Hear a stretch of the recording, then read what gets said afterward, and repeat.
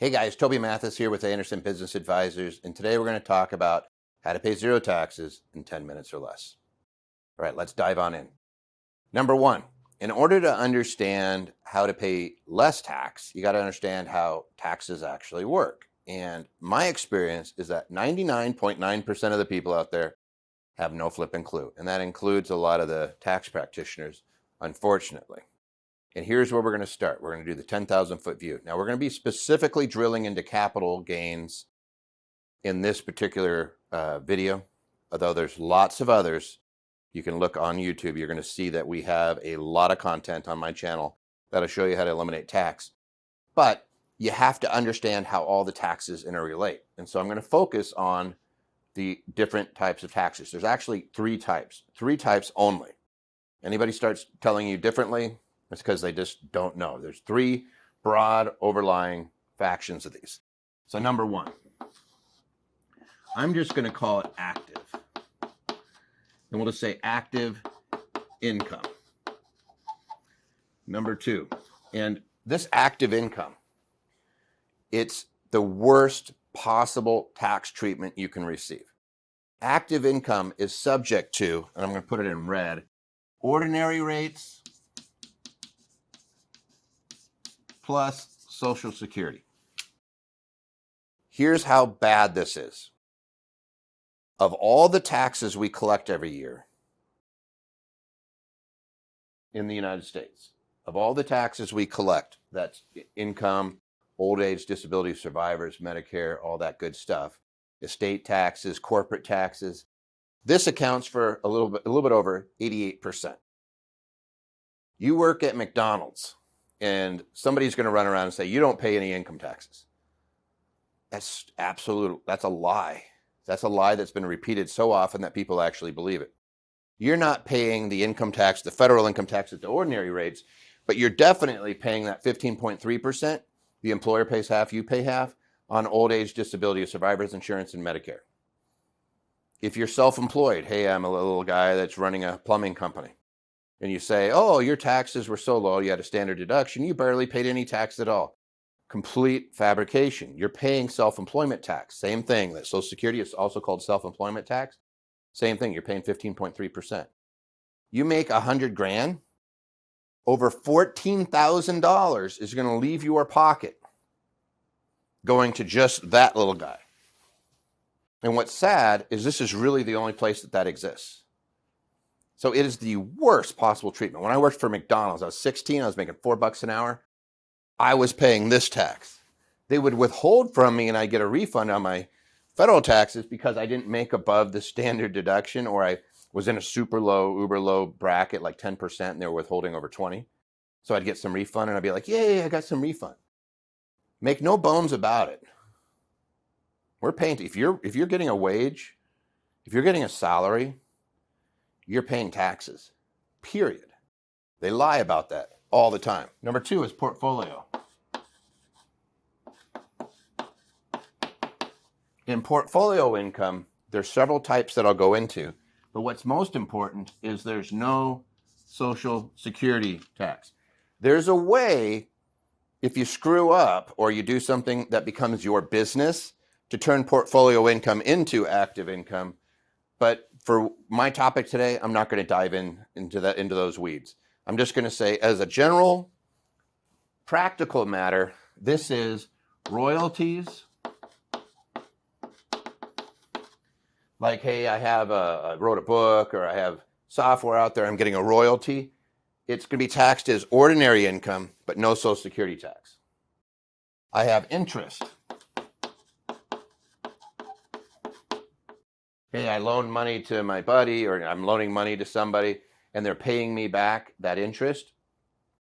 That's taxed. No Social Security tax. It is subject to ordinary tax. And then we get into some cool ones. Dividends.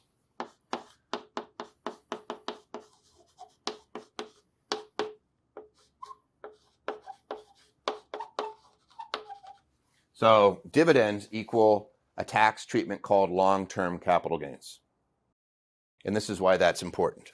These are taxed at 0, 15, or 20%. long-term capital gains rates, which means they're treated preferably. And again, no Social Security. Hold on for a second. What's a dividend? If you own securities, like, hey, I own a piece of, let's say, Apple. I buy some stock in Apple, and they pay me a dividend every year. Or Procter & Gamble, or 3M, or Coca-Cola, or Chevron, or Verizon, or AT&T, right? All these companies pay dividends out to their shareholders because you're a shareholder. They're sharing the profit with you. That could be taxed at zero. Like, again, if I was at McDonald's, working at McDonald's, I'm up here, I'm paying Social Security, and I'm paying ordinary tax rates, that stinks. But if I have dividends coming in, I'm smart enough and I start accumulating a portfolio, zero. I'm not going to be paying tax on that. If I make a whole bunch of money, like, oh, I'm getting $100,000, $200,000, $300,000 a year, I might pay 15%. You make $10 million a year and you have dividends, it's taxed at 20%. Now, there's a net investment income tax that raises it to 23.8. If you hear anybody say 23.8, it's because they're adding in the surcharge. But that's pretty darn potent. And then you have capital gains.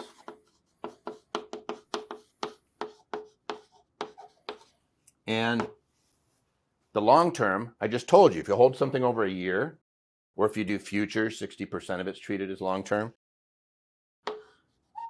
It's that long term. If it's short term, all of these, this one, this one, this one, they're all ordinary. They're all added up into your ordinary bracket. Now, why is this important? These little guys down here, capital gains get offset by capital losses only. Capital gains get offset by capital losses, or better yet, capital losses only offset capital gains, except that if I have excess capital losses, so let's say I lose money on a security, so I buy stock du jour and I lose $10,000. I'm limited to use that $10,000 against other capital gains, but I could take $3,000, let's see if I can put up the right numbers, $3,000 a year against my active ordinary income or other income sources. So it's actually pretty potent when you start looking at these things to how do I eliminate capital gains? One of the first ways you eliminate capital gains is by generating capital losses on other capital assets. So for example, I have a whole bunch of stock gain. Great. Watch, but I have Bitcoin too. Sell your Bitcoin when it goes down that 30%. It does this. Like Bitcoin's like, it goes up 30, down 30, all over the place. When it goes down, just sell it. Great. Buy it right back. Now I have a capital loss, but I own Bitcoin still. I could take that loss and offset my gain. That's number one. Number two is don't sell things. If you have a capital asset, you can borrow against it. So there's something called a security-backed line of credit. They call it Bank on Me nowadays. They're talking about all the ultra wealthy, like, Elon Musk. He's got billions of dollars of stock, right? He doesn't pay any taxes. Why? Because he doesn't sell his stock. He borrows against it. Hey, give me a loan. I won't default, but if I do, you can take some of my stock, right? I got billions of dollars of stock, so give me a few $1 million of line of credit. You don't pay tax on that. If you have real estate, you have 1031 exchanges. Hey, I don't have to pay tax. I just keep buying more. 1031 exchange. Or I'll take any capital gain and I can invest it in a qualified opportunity zone and I could defer it. Like there's lots of different ways to not pay any tax once you understand where it sits. Now you notice I said there was 3 types of income. So here's the third, and it's called passive. Passive income. Passive income, there's only 2 types. Really simple. The 2 types, number 1, rents. Rents are always considered passive unless it's not rents. So for example, like if you're doing an Airbnb and it's 7 days or less average tenancy, the regs say that's not rents. But if it's rents, it's passive, period. It ends up being really cool because passive income, again, is ordinary, but no Social Security. Hopefully you guys can see that. No Social Security. So it's really, really, all of these down here, you start realizing, wait a second, if I don't want to pay a lot of tax, maybe I should be making tax, or maybe I should be making my income here and here. Duh. The wealthiest people making over $1 million a year, guess where up to 96% of their income comes from? 2 and 3. Less than half on average comes from 1, because it's the worst tax treatment. But so I said there was 2 types of passive income. The second is businesses in which there's no material participation. So I'll just say businesses silent. I won't give you the technical rollout, but it's businesses that you do not materially participate in. It just means you're a silent partner in a business. You don't do anything in the business. So immediately you start thinking of rich Uncle Ned or whoever it is, rich Aunt Sally. And hey, they're always investing in businesses, but they don't want to be any part of it. It's because they probably have a whole bunch of rents coming in. And they're thinking, how do I not pay tax on the rents? I'll go into these passive investments and startups and I'll generate a bunch of loss in the first year or 2 years, and it will keep me from having to pay tax on this. The other thing they do is they say, hey, if I have rents, I have huge depreciation. I have all sorts of tricks up my sleeve. I can accelerate my depreciation. I can use bonus depreciation. I could do cost segregation. I could do a lot of fun stuff. Or I could borrow against the asset, not pay any tax. I have all these tricks in my tool bag. Hey, I got 1031 exchanges. I got to step up in basis when I die so nobody ever pays tax on it. Like I have all these little tricks floating around up here. If you pay tax on rents, because you're not trying hard enough to not pay tax on your rents. There's always a way to not pay tax on rents. So we start looking at this, our 3 types of income, and immediately we realize that, boy, they're treated so differently. They're treated so differently. Why are not more people going into this?